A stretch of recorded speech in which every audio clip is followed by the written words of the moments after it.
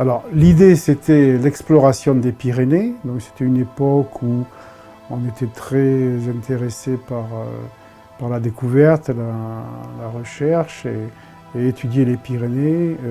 Et c'était l'idée de faire une société montagnarde, un peu sur le modèle de l'Alpine Club anglais. Et la société Ramon s'enorgueillit d'avoir fondé l'observatoire.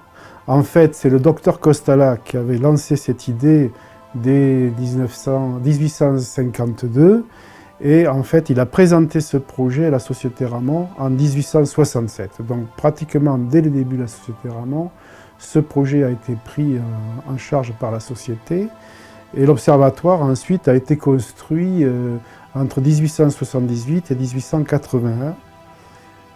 Ça a ruiné la Société et l'État a repris l'observatoire.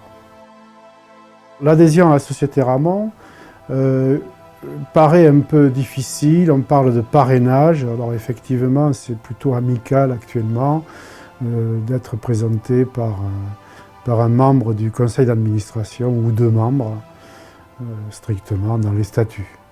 Maintenant ce qui compte, et depuis le début, c'est de recruter des gens dont la passion, les recherches, les loisirs sont tournés vers les Pyrénées et vers l'étude du milieu montagnard.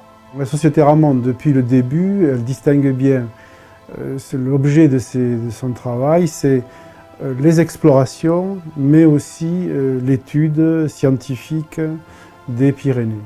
Et ensuite, cette étude scientifique a été déclinée archéologie, histoire, même littérature, art, tout ce qui concerne les Pyrénées. Ensuite, la société, effectivement, s'adresse au public,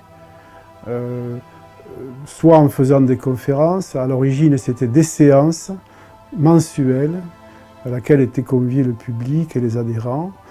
Et puis, elle produit un bulletin, et cela depuis 150 ans.